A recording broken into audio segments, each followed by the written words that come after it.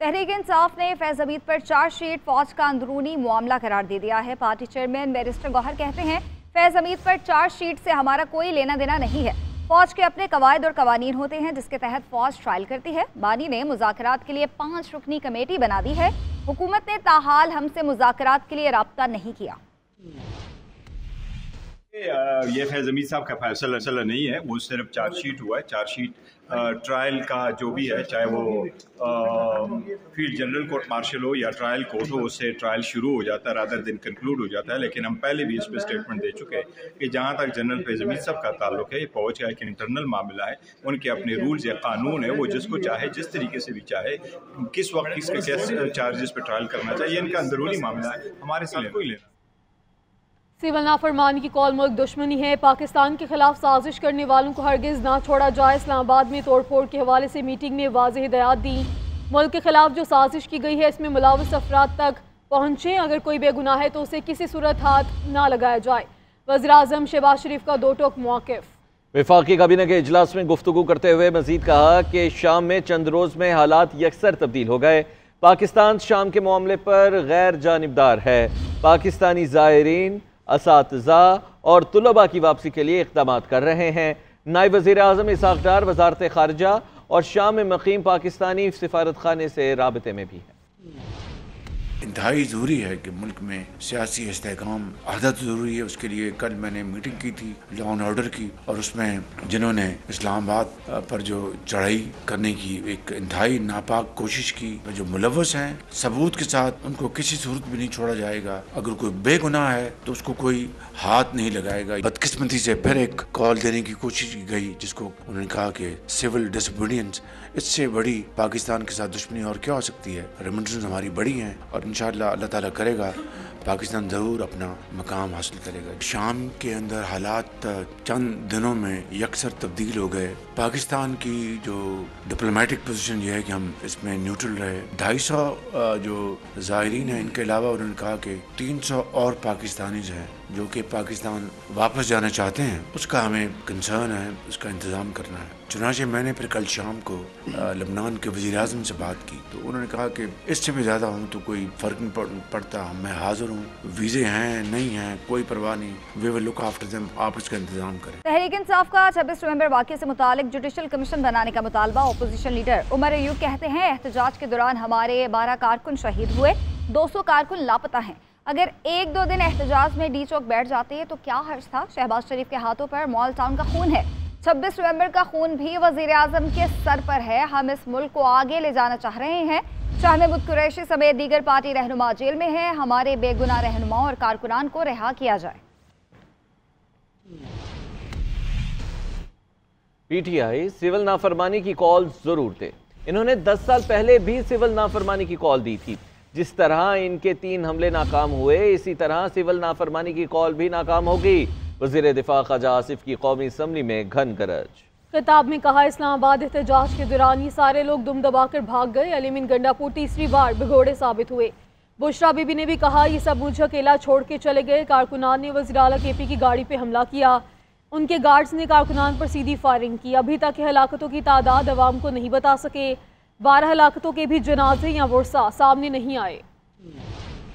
अभी तक जो है नंबर जो है हमें नहीं बता सके। इनके अंदर इस वक्त इतने इख्तलाफात हैं कि हर बंदा एक अलहदा स्टेटमेंट देता है। जितने लीडर हैं उतने बयान हैं कि इन्होंने अब एक नया कार्ड जो है प्ले करना शुरू किया है और उस सुबाइयत का कार्ड है। हम 4 भाई हैं इस खानवादे में जिसका नाम पाकिस्तान है। अब अगर इनके कहने पे किसी और सूबे से एक बंदा भी ना आए तो इसमें लोगों का क्या कसूर? और उसका नतीजा क्या निकला? तीसरी दफा चढ़ाई इनकी नाकाम हुई। दुम दबा के भागे हैं। सारी की सारी लीडरशिप अपने वर्करों को छोड़ के भागी है और इनको ये रास्ता मिल गया हुआ है। सारे जो मुनाल के रास्ते भागते हैं। चीफ मिनिस्टर साहब 3 दफा पहले केपी खड़े होते हैं, उसके बाद कोसार कॉम्प्लेक्स खड़े होते हैं, उसके बाद पहाड़ पे चढ़ जाते हैं, उसके बाद 12 जिलों से जो है पेशावर पहुंच जाते हैं। ये तौहीन है इज्तिमाई शऊर की जो ये बातें करते हैं। सिविल नाफरमानी की उन्होंने कॉल, मैं इसरार करता हूँ कि ये सिविल नाफरमानी के ऊपर जरूर खड़े रहें, स्टैंड ले। ये जिस तरह इनके 3 हमले वो फेल हुए हैं, इसी तरह सिविल नाफरमानी की कॉल भी जो है फेल होगी। ये बावजूद इस बात के कि इन्होंने डिसरप्शन करने की पूरी कोशिश की है कि कहीं इकोनॉमिक रिकवरी ना हो जाए। एक दिवालिया सूबे की लीडरशिप लेके बार बार हमला कर रहे हैं, जिसके बाद अस्पताल चलाने के पैसे नहीं है। पहले अपने सूबे की खिदमत करें, फिर कोई लिसानियत की या सुबाइयत की बात करें। तौहीन अदालत केस चला तो बानी पीटीआई को अदालत पेश भी करना पड़ेगा। क्या हुकूमत केस चलाना चाहती है? सुप्रीम कोर्ट के आईनी बेंच का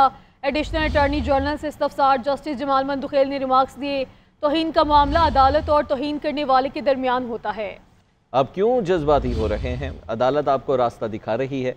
फौजी अदालतों में सिविलियंस के ट्रायल से मुतल्लिक केस में वकील लतीफ़ खोसा की मुल्जिमान को आम जेलों में मुंतकिल करने की इस्तदा मुस्तरद कर दी गई।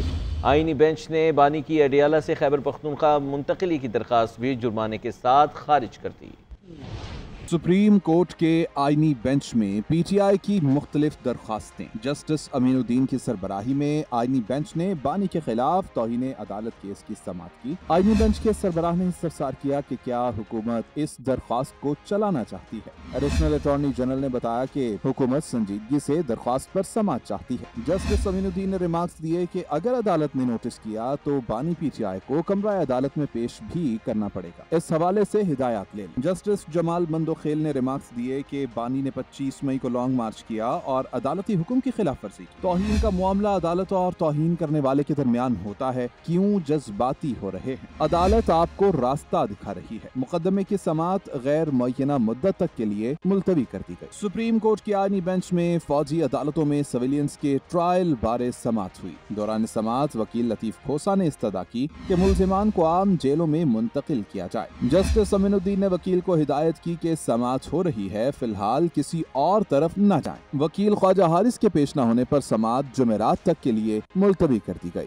आईनी बेंच ने बानी की अडियाला से खैबर पख्तूनख्वा मुंतकिली की दरख्वास्त खारिज कर दी। जस्टिस मोहम्मद अली मजहर ने रिमार्क्स दिए कि बानी को कोई मसला होगा तो वो खुद दरख्वास्त दे देंगे। सुप्रीम कोर्ट ने दरख्वास्त गुजार पर 20,000 रुपए का जुर्माना भी आयद किया। वफाकी वज़ीर इत्तलाआत अता ने कहा है कि तहरीक इंसाफ सहाफ़ियों को ऑनलाइन हिरासत करने की मुहिम चला रही है। बैरूनी एजेंडे को आगे बढ़ाया जा रहा है। पीटीआई वाले हमेशा पाकिस्तानी प्रोडक्ट्स के बायकॉट की बात करते हैं। केपी वज़रा का सिविल नाफरमानी की मुखालफत करना अच्छी बात है। सियासत में तकसीम और नफरत के बीज बोए थे, आज वही फसल आप खुद काट रहे हैं कि आपकी पार्टी इंतशार का शिकार है, तकसीम का शिकार है और पार्टी के अंदर जो मामला चल रहे हैं। आज मैं बड़ा खुश हूँ कि खैबर पख्तूनख्वा के हुकूमत ने, उनके वज़रा ने सिविल नाफरमानी की कॉल का है कि ये मुनासिब नहीं, और उन्होंने बानी चेयरमैन पीटीआई की उस कॉल पे अमल दरामद ना करने का फैसला किया। और ये जो फरार था कि बुशरा डाल रही है अली अमीन पे, अली अमीन डाल रहा है बुशरा के ऊपर, तो ये अंदरूनी तौर पे खुद कमजोर है। और कमजोर किसको कर रहे हैं जी? फौज को। भाई आप में इतनी हिम्मत है, आप में इतनी सकत है कि आप फौज से टक्कर ले सकें। वो एक साहब थे, वो कहते थे हम टक्कर के लोग हैं। वो टक्कर के लोग थक्कड़ से लोग भी नहीं निकले। ये उलमा चाहते हैं, ये जो डिवीजन है हम चाहते हैं कि इसमें मिल बैठ के खुश असलूबी से इसका वे फॉरवर्ड निकल आए, एक ऐसा हल जो कौमी मफाद में भी हो और मदरसे का जो तालिब इल्म है उसको नुकसान ना हो। शाम में फंसे 350 पाकिस्तानी लेबनान पहुंच गए हैं। पाकिस्तानी शहरी शाम की लेबनान से मुल्हिका सरहद अबूर कर गए हैं।